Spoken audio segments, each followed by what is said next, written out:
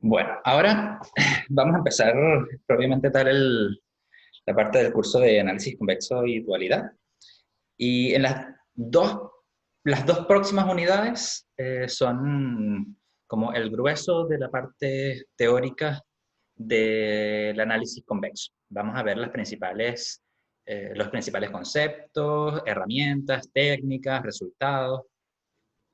Y bueno, vamos a pasear por un montón de cosas que tienen que ver con convexidad, funciones convexas, minimización, etcétera. Así que lo que hoy vamos a hacer es ver los preliminares. Yo les dejé a ustedes en el U-Cursos, como en la parte de material docente, les dejé unas diapositivas que son todas las diapositivas de toda la unidad. Le puse sin pausas para que sea más fácil para ustedes mirarlo. Y bueno, van a tener todo lo que sea para las próximas, no sé, creo que tres clases, quizá cuatro. Había pensado cuatro al principio, pero es posible que nos tomemos tres clases nomás. ¿Sí? Entonces pueden ir consultando ahí, van a tener todo lo que tienen acá. Creo que hice unas muy pequeñas modificaciones después. Pero bueno, ahí tienen como material de apoyo. Bueno, entonces vamos a empezar con esto. Y lo primero que vamos a hacer es un pequeño eh, artilugio eh, que va a ser útil para estudiar más fácilmente problemas de minimización. Les voy a contar, ya van a ver por qué.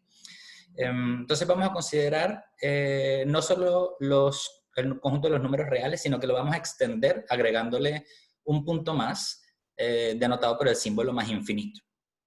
Entonces, ese símbolo nos va a permitir extender, en primer lugar, el orden total que existe en los números reales de la manera, por supuesto, intuitiva. El más infinito va a ser el máximo del conjunto de los números reales extendido. Entonces, todo el orden entre dos números reales sigue siendo el mismo y cuando queremos comparar un número real con el más infinito siempre va a ser más grande. También vamos a definir ciertas operaciones que se hacen entre números reales y el infinito. Entonces, por ejemplo, cuando queramos sumar un número real cualquiera más infinito, y eso por supuesto va a ser conmutativo, es lo mismo que el que va a ganar es el punto más infinito. Y la misma cosa si sumamos infinito dos veces. Ahora, uno podría definir también los reales extendidos con el más y el menos infinito, pero en este curso no va a valer mucho la pena porque vamos a pensar todo en convexo y cuando queramos pensar en cosas cóncavas vamos a simplemente a darle la vuelta a las funciones convexas, darle la vuelta a las funciones, convertirlas en convexas y hacemos todo el análisis con funciones convexas. Entonces no es realmente necesario. El segundo punto es la ponderación por escalar. Cuando tengamos el valor más infinito, si lo multiplicamos por un número mayor que 0, el resultado va a ser más infinito, y cuando lo multiplicamos por 0, el valor va a ser 0. Se preguntarán qué pasa con los números menores que 0.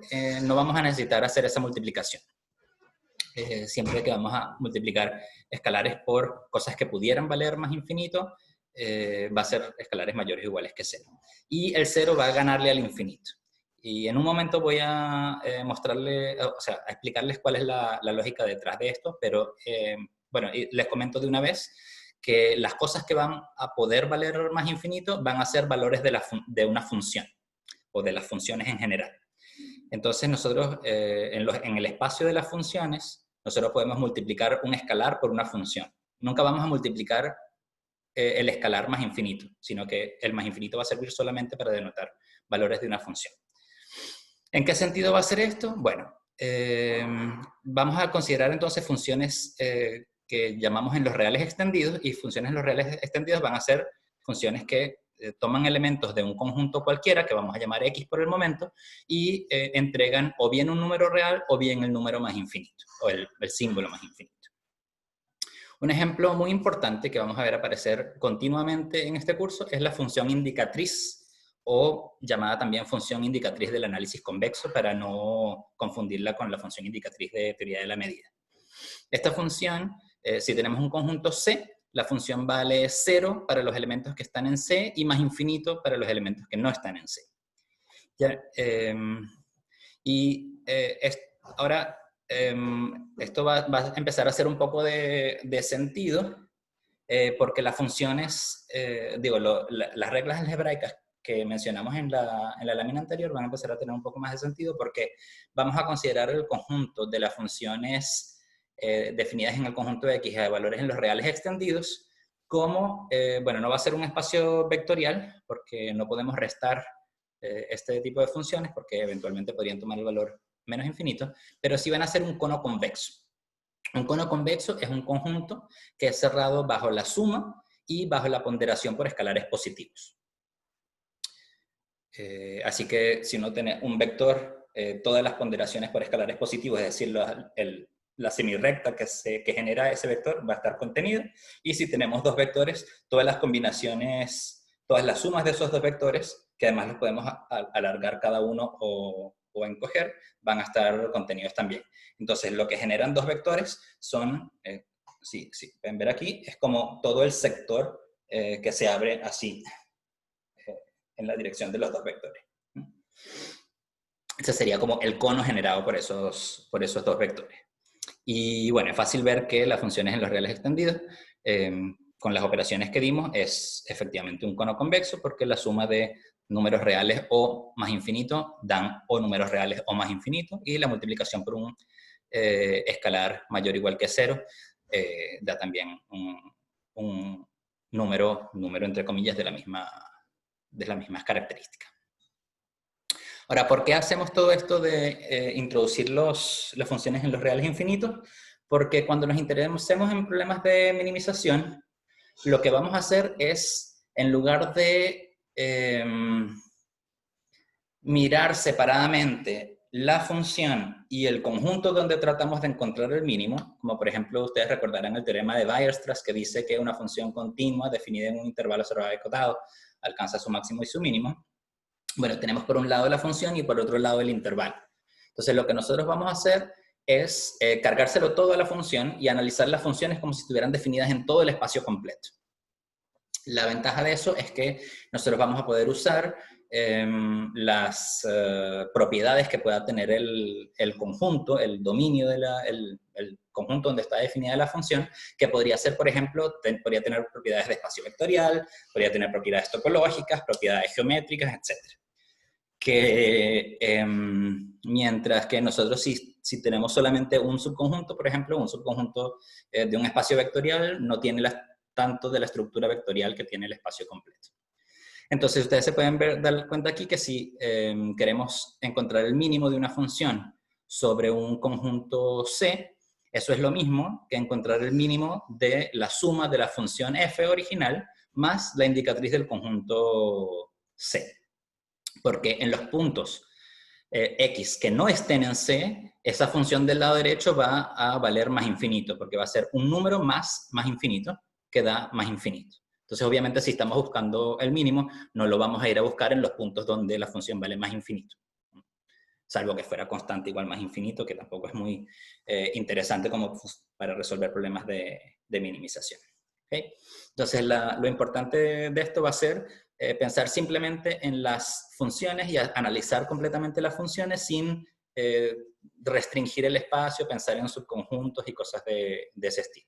Entonces, cuando nosotros enunciamos los principales teoremas, van a estar todos en función de las funciones, de características de las funciones.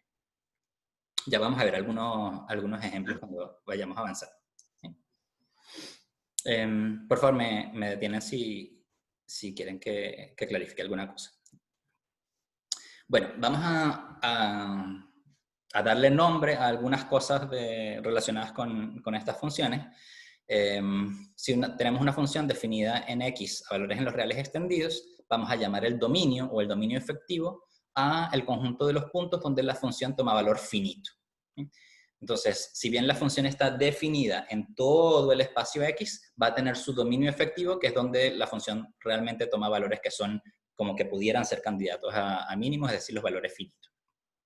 Valores factibles, que podríamos llamar. El epígrafo de f va a ser el subconjunto del producto cartesiano de los puntos que están sobre el gráfico o más arriba. Entonces son pares ordenados, x, alfa, del producto cartesiano, tales que el valor de la función en x es menor o igual que alfa. Entonces está desde igual a f de x a todos los que están hacia arriba.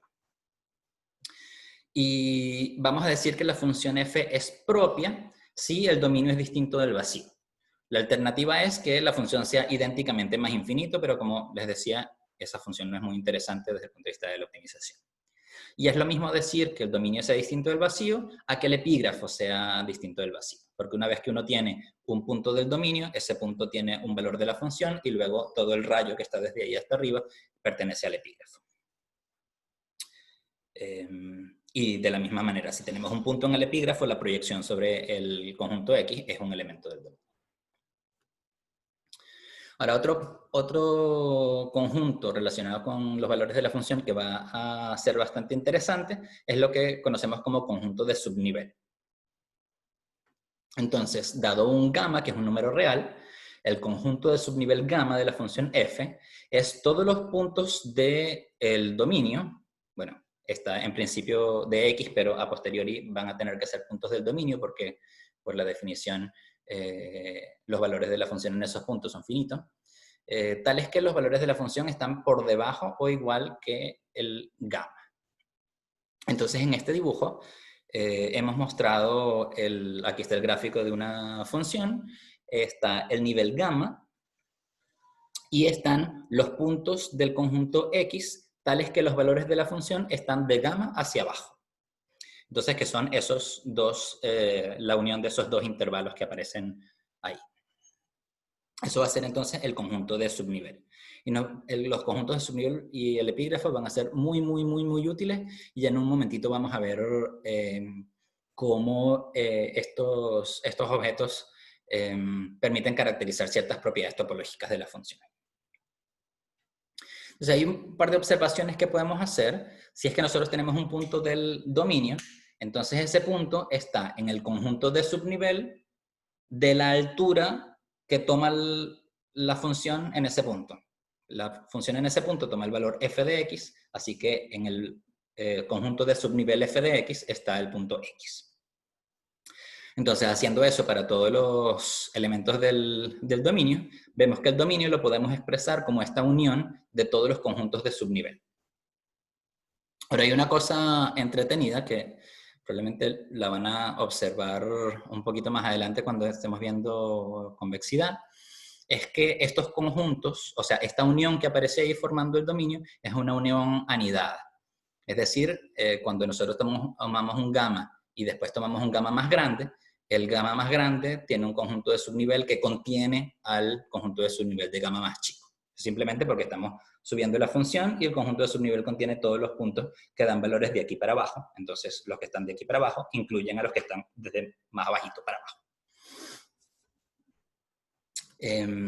Y el conjunto de minimizadores, o argumento del mínimo, que suele denotarse por argmin, es el conjunto de los puntos donde la función alcanza el mínimo valor que puede alcanzar, es decir, los x tongo del conjunto x, tales que el valor de f en esos puntos es menor o igual que f de x para todo otro x. Lo podemos ver también como la intersección, que de nuevo es una intersección anidada, de todos los conjuntos de subnivel para los niveles que están del ínfimo hacia arriba. Por supuesto, esa intersección podría ser vacía. En el caso, por ejemplo, no sé, de la función exponencial, los conjuntos de subnivel son intervalos que llegan desde menos infinito hasta cierto valor, y la intersección de todos esos es vacía. Y de hecho, eso va a ocurrir entonces cuando no haya mínimo de la función. Por eso el argumento del mínimo del conjunto de minimizadores en ese caso va a ser vacío. ¿Okay? Bueno, son poquitos, son unas cuantas definiciones, pero las vamos a estar usando con mucha frecuencia, así que van a ir saliendo muchísimo y son, yo creo que de todas maneras, definiciones bastante intuitivas. Ahora, vamos a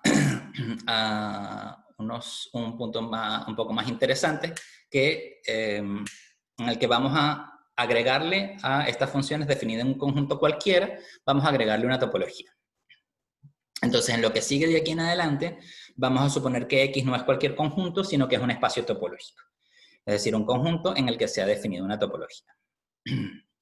Entonces, al definir una topología en el conjunto y al tener una función definida ahí, nosotros podemos plantearnos cosas como continuidad de la función, compacidad de conjuntos dentro del dominio, etcétera, etcétera. Entonces vamos a decir que una función f es inferiormente semicontinua si para cada x en x, en un punto x0, perdón, si para cada valor que está por debajo de ese, existen una vecindad tal que todos los valores de la función se mantienen todavía por arriba de ese valor.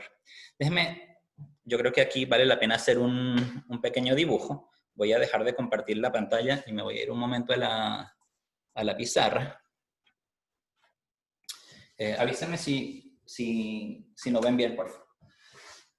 Entonces, lo que dice la función es que si alfa es menor que f de x0... no, ahí no se ve, profe. Está ¿No se muy ve? Arriba no se ve. ¿Está muy arriba o está...? Ah, ya, ahí. La No, parte de arriba no la se ve. cámara. Ahí está. ¿Ahora sí? Ahí Ahí, sí. Ahí ahí sí. sí. Ya, súper. Tenemos entonces un punto x0 y lo que queremos, lo que dice la definición del semicontinuo inferior es que para todo alfa que esté por debajo de x0 existe una vecindad b, vecindad de x0, tal que f de i es mayor también que alfa para todo i en esa vecindad. Es decir, vamos a hacer este ejemplo del gráfico de una función. Este es x01, este es x02. ¿Y qué es lo que pasa aquí? Bueno, vamos a ver si me avisan si se ve bien el azul o no. Aquí está el valor de la función en x0, 1, está a esta altura. Entonces, si yo coloco una línea por acá, una altura alfa, que está por debajo, aunque sea muy cerquita, pero un poco por debajo, entonces yo voy a poder encontrar una vecindad de x0 de manera que todos los puntos toman valores que están por arriba de x0 dentro de esa vecindad. Claro, aquí esta vecindad la podía haber tomado bastante más grande, pero la tomé chiquitita como uno suele hacer siempre. ¿Qué es lo que pasa en este otro punto? En este otro punto, x02, si yo escojo una altura, el valor de la función vale acá, si yo escojo una altura por acá, este es un alfa, vamos a llamarlo alfa 2 y este alfa 1, si yo tomo un alfa 2 que está por debajo del valor de la función, no importa cuán chiquitito yo haga la vecindad, aquí hay puntos que están por arriba, pero también hay algunos puntos que toman valores que están por debajo de la línea azul. Y esos puntos no me sirven. Entonces, la función es inferiormente semicontinua en este punto, pero no es inferiormente semicontinua en este punto que está acá. ¿Se ve? Sí, bien, gracias. Ya, perfecto. Entonces, vamos a continuar aquí. Esa es la definición de semicontinuidad inferior, no es nada demasiado misterioso. Por supuesto que una función continua necesariamente tiene que ser inferiormente semicontinua.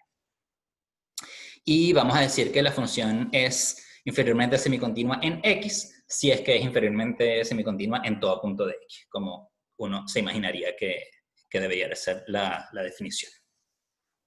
Entonces, una cosa que también es importante es que las funciones inferiormente semicontinuas forman un cono convexo también. O sea, dentro de todas las funciones que están en los reales extendidos, que son un cono convexo, aquí las funciones que son inferiormente semicontinuas también forman un subcono convexo de ese conjunto. Porque la suma de funciones inferiormente semicontinuas se puede hacer fácilmente la demostración de que también son inferiormente semicontinuas, y la ponderación por un escalar mayor o igual que 0 también me va a dar una función que es inferiormente semicontinua. Ahora, este resultado es súper clave como una caracterización de las funciones inferiormente semicontinuas. Es utilísimo para determinar que una función es inferiormente semicontinua y además tiene un montón de consecuencias bien importantes. Entonces dice así: es equivalente a que una función sea inferiormente semicontinua el hecho de que su epígrafo sea un conjunto cerrado en el producto cartesiano X cruz R, o bien que para cada gamma los conjuntos de subnivel sean cerrados. Puede que si estamos debajo del ínfimo, algunos conjuntos de subnivel van a ser vacíos, pero bueno, el vacío es cerrado también, así que eso está previsto en ese caso. ¿Okay? Entonces, la semicontinuidad inferior es equivalente a la cerradura del epígrafo y equivalente a la cerradura de todos los conjuntos de subnivel. Entonces, vamos a hacer esa demostración. Voy a buscar un borrador.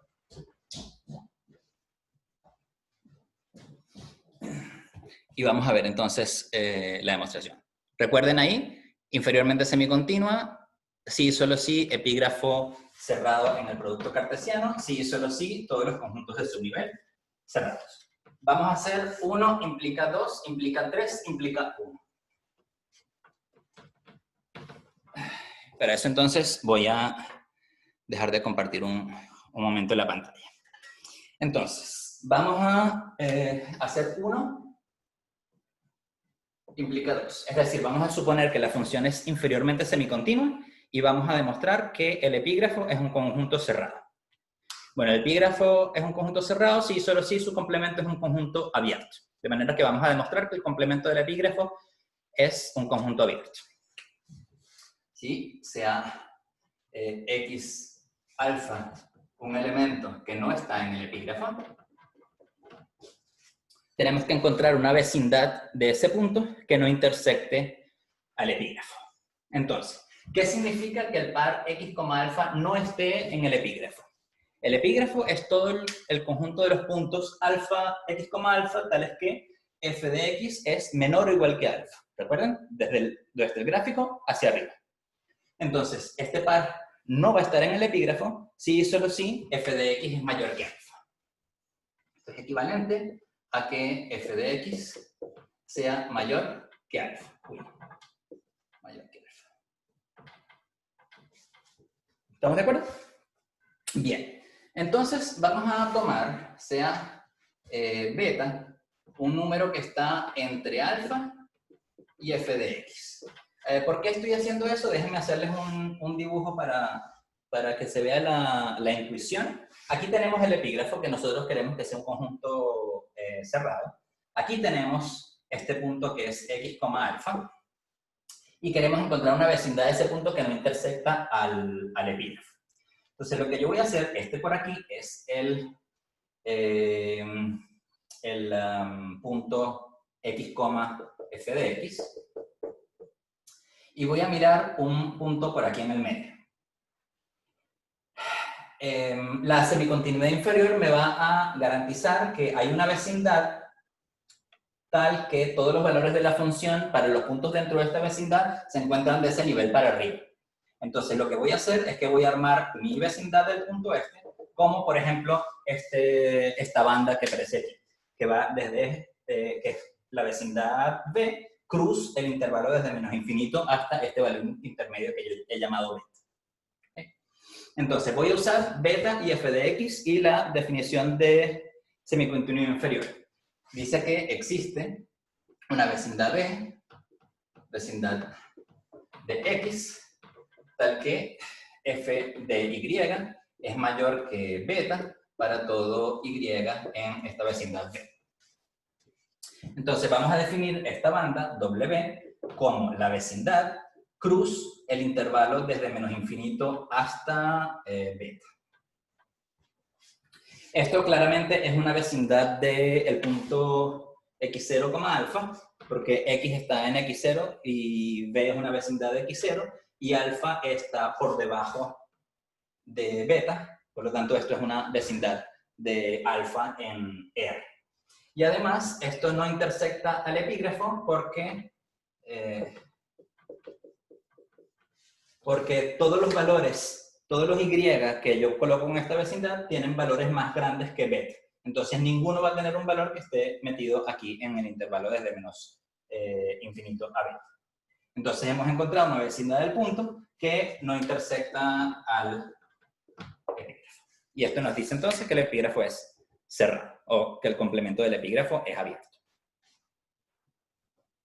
Perfecto. Vamos a ver la segunda parte entonces. Ahora vamos a suponer que el epígrafo es un conjunto cerrado y vamos a demostrar que todos los conjuntos de subnivel son conjuntos cerrados. Vamos a hacer eso. Y para eso también voy a empezar por hacer un dibujo, que yo creo que también debería verse bastante, que es bastante revelador de la situación que tenemos aquí. Vamos a ver. Esto es ahora 2 implica 3. A ver, tenemos el epígrafo de la función una cosa así. Debería serlo más pequeño para tener donde escribir entonces. Vamos a hacer... Aquí está el epígrafo de la función. El epígrafo es todo esto que está aquí. Entonces, vamos a tomar una altura cualquiera, gamma por acá, y vamos a mirar qué es lo que pasa con la altura gamma. El conjunto de subnivel gamma son todos estos puntos que aparecen acá, ¿verdad? Que son aquellos puntos donde la función toma valores menores o iguales que este valor gamma que aparece acá.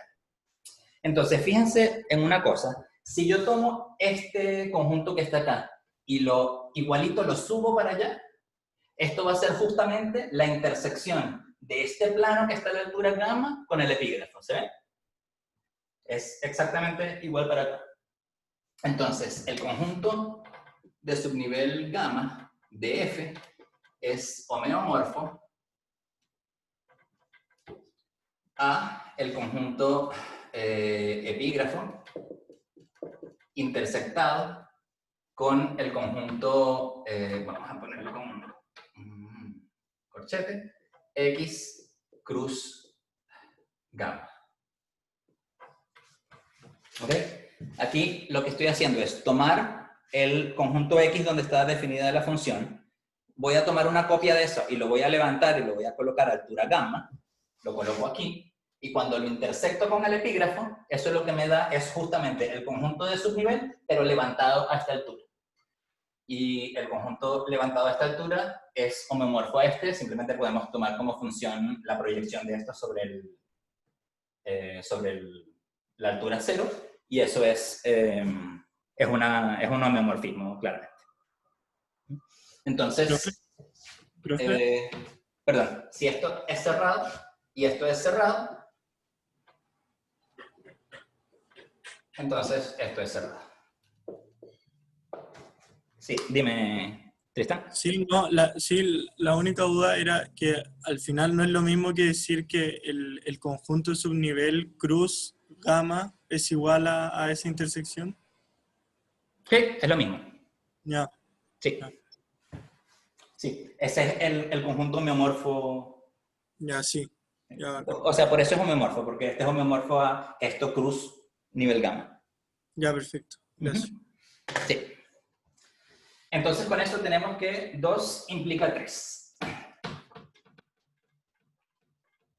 Esto nos dice, nos faltaría entonces ver que 3 implica 1. Es decir, vamos a suponer que todos los conjuntos de subnivel son cerrados y vamos a demostrar que la función es inferiormente semicontinua. Vamos a recordar la definición. Una función es inferiormente semicontinua si lo es en cada punto, y lo es en un punto X si para todo alfa menor que f de X existe una vecindad, bla, bla, bla, bla. ¿Okay? Entonces, tomemos X en X y alfa menor que f de X. Debemos encontrar vecindad de X, tal que vecindad, vamos a llamarla V, de X, tal que f de Y sea mayor que alfa para todo Y en V. Ok, entonces, ¿qué significa que tenga un X en X y un alfa que sea menor que f de X respecto de los conjuntos de subnivel? ¿Qué puedo decir yo de X respecto del conjunto de subnivel alfa? ¿Está o no está dentro?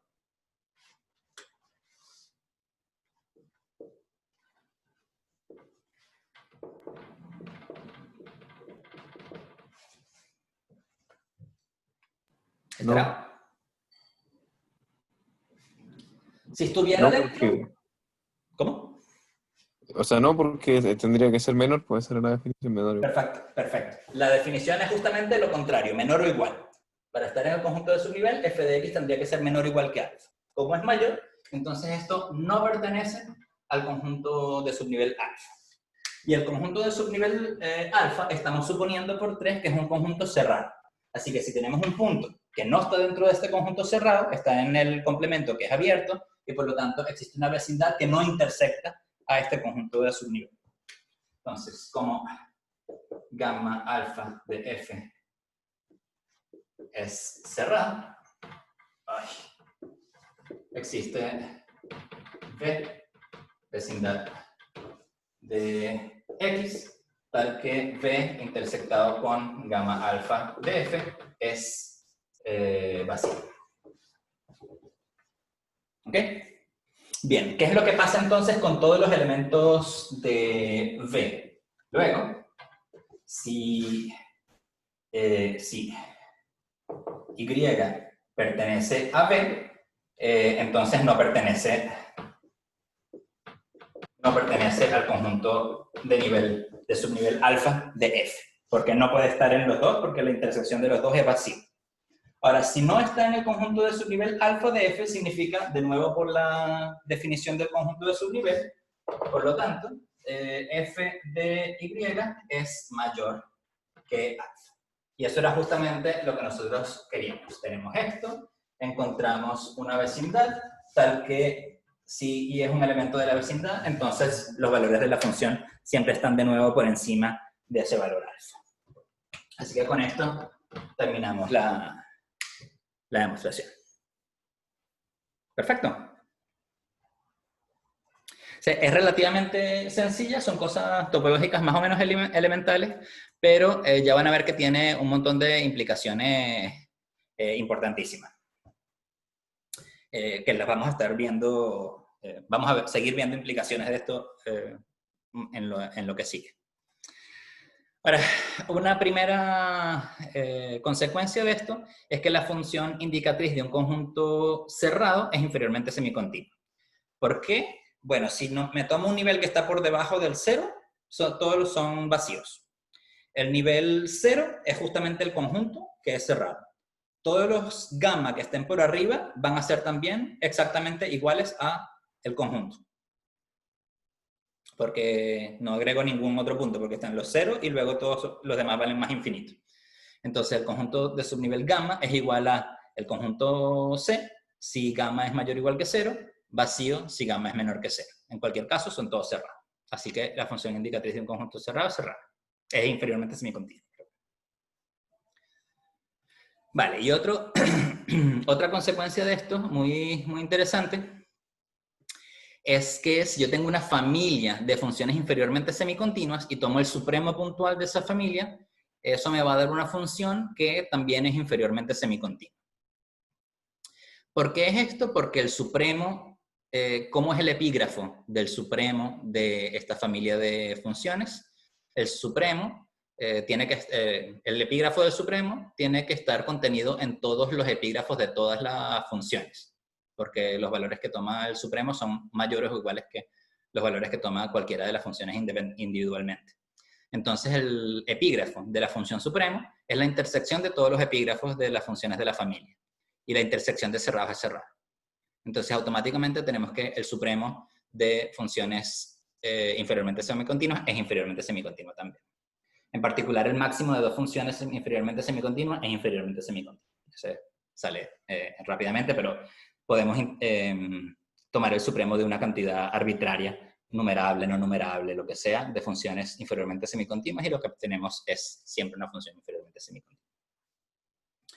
Que eso es bastante práctico.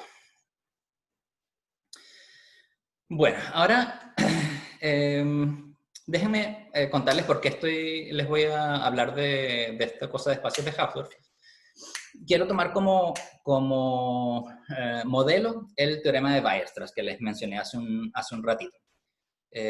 Nosotros sabemos que una función, el teorema de Weierstrass nos dice que una función continua definida en un intervalo cerrado acotado alcanza su máximo y su mínimo. Eso pensando en funciones en R. ¿Okay? Entonces, para garantizar que una función tiene máximo y mínimo, bueno, nosotros nos vamos a ocupar solamente de la minimización. Como les decía, para la maximización simplemente le colocamos un signo menos y analizamos de la manera correspondiente.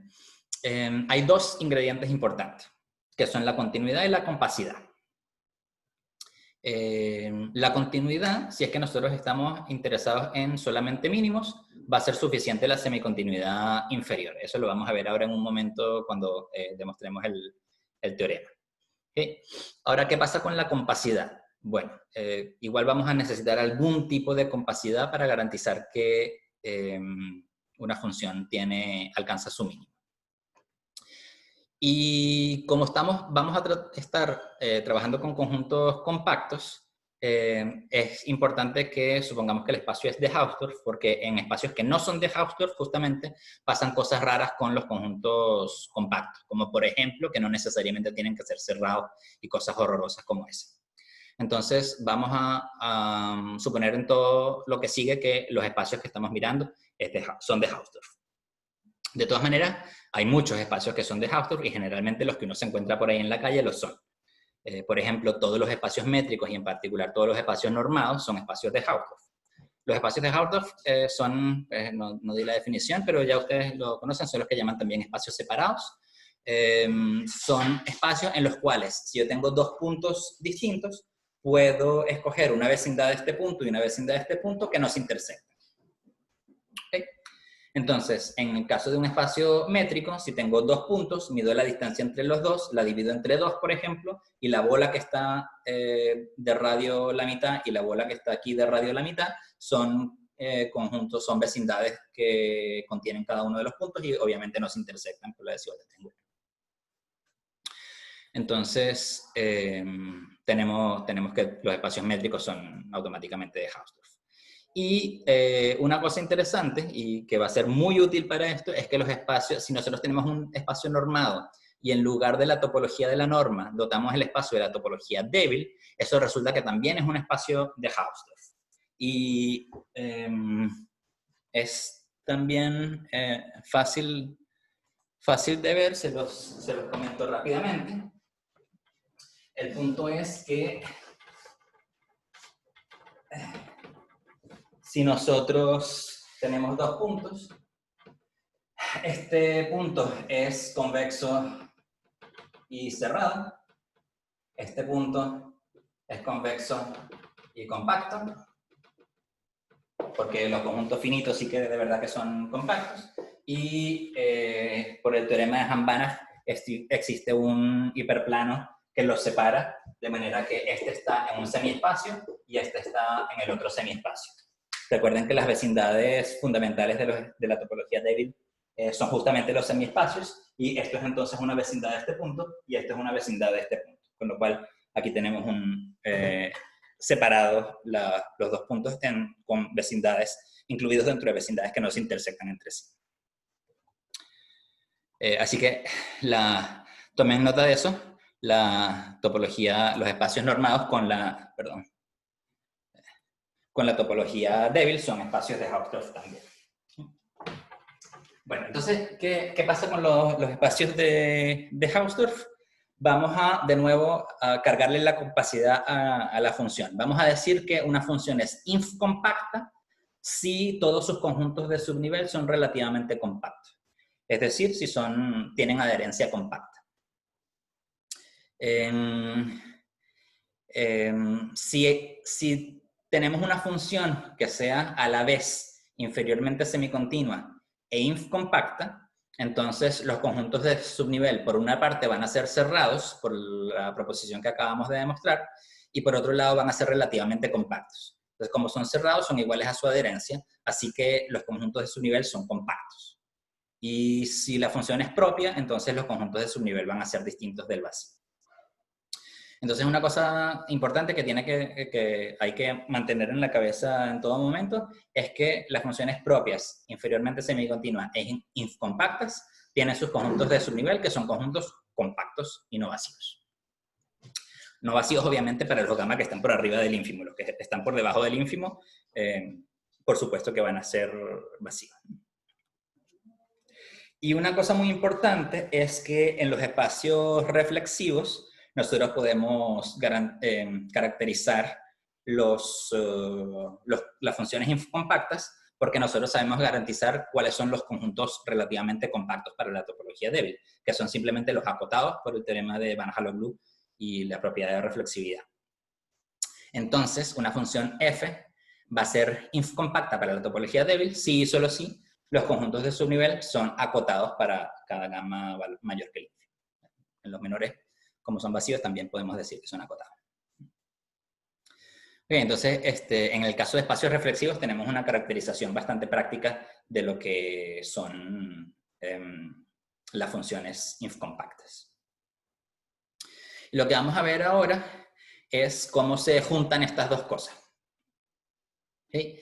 Estas dos cosas se juntan en este teorema que a veces se le suele llamar teorema de Weierstrass, Hilbert y Tonelli, que es una extensión entonces del teorema de Weierstrass, que dice que las funciones continuas definidas sobre un compacto alcanzan su máximo y su mínimo cuando toman valores en los reales. Y aquí estamos extendiéndolo en diferentes direcciones. Uno, que la función puede estar definida en los reales extendidos. No necesitamos continuidad porque solamente estamos interesados en el mínimo, así que basta pedirle semicontinuidad inferior. Y la compacidad la vamos a pedir a la función pidiendo que sea infocompacta. Fíjense una cosa bien importante, que esto es un resultado que depende, o sea, verificar las hipótesis de este teorema depende de cuál es la topología que uno le ponga al espacio X. No va a ser lo mismo definir una función f en un espacio vectorial X y dotarlo de su topología fuerte si es que es un espacio normado, o dotarlo de su topología débil. Puede ser que con la topología fuerte pasen unas cosas y que con la topología débil pasen otras cosas. Pero el resultado siempre es, la parte más importante del resultado, es que el conjunto de minimizadores va a ser distinto del vacío. La función siempre va a tener minimizadores. Entonces, muchas veces, la manera práctica de usar de comprobar este resultado es colocarle al espacio la topología correcta. ¿Sí? Porque la función es, generalmente uno tiene una función y la función es lo que es. Pero para determinar que la función tiene minimizadores, es posible que sea muy difícil de hacer si uno está mirando una topología que no es la adecuada. Creo que aquí debo tener un comentario, sí. Obviamente, este teorema entonces es útil si es que podemos escoger una topología adecuada para X. Si nosotros queremos hacer lo posible, simplificarle la vida a la función para que sea continua, para aumentar la probabilidad de que la función sea continua, el interés que vamos a tener es en tomar topologías más finas, cada vez más finas. Pero eso juega en contra de la compacidad, porque la compacidad, para que un conjunto tenga más chances de ser compacto, es mejor que la topología sea lo más gruesa posible. Esa es la que va a tener más compactos. Entonces hay un juego ahí, no sé, una pugna entre la continuidad que pide topologías más finas y la compacidad que pide topologías más gruesas. Entonces nosotros vamos a ver, yo creo que eso ya va a quedar para la próxima, no, sí va a quedar seguro para la próxima sesión, que en el caso convexo la topología débil es exactamente lo que uno necesita. Tiene suficientes abiertos como para que haya bastantes funciones continuas, inferiormente semicontinuas, pero no tiene demasiados como para permitir que haya unos cuantos conjuntos compactos. ¿Sí? Entonces, ¿por qué el teorema es lo que es? La razón, voy a hacer un esquema de la demostración que igual es bastante intuitiva también. Nosotros sabemos que el conjunto de los minimizadores es la intersección para gamma mayor que el ínfimo de los conjuntos de nivel de la función. Entonces, tenemos la función que es propia, inferiormente semicontinua e infocompacta. Dijimos que con eso los conjuntos de subnivel son, dado que es propia, para todo gamma mayor que el ínfimo son no vacíos. Dado que es inferiormente semicontinua, los conjuntos son cerrados. Y dado que es incompacta, son relativamente compactos. Entonces, todos estos conjuntos que intervienen en esta intersección grandota son conjuntos compactos y no vacíos. Ahora, además, la otra cosa que nombramos hace un momento es que eran conjuntos encajados. Si yo el gamma lo reemplazo por un conjunto con un gamma más grande, entonces obtengo un conjunto que incluye al anterior, es un conjunto más grande. Por lo tanto, si nosotros tomamos una cantidad finita de estos, la intersección de esa cantidad finita va a ser el más chico, el que tenga el gamma más chico. En particular va a ser distinta del vacío. Por lo tanto, esa familia que está ahí es una familia de compactos que tiene la propiedad de las intersecciones finitas. Por lo tanto, la intersección completa es no vacía. Y ahí estamos listos. Distinto del vacío por ser una familia unidad de compactos no vacíos.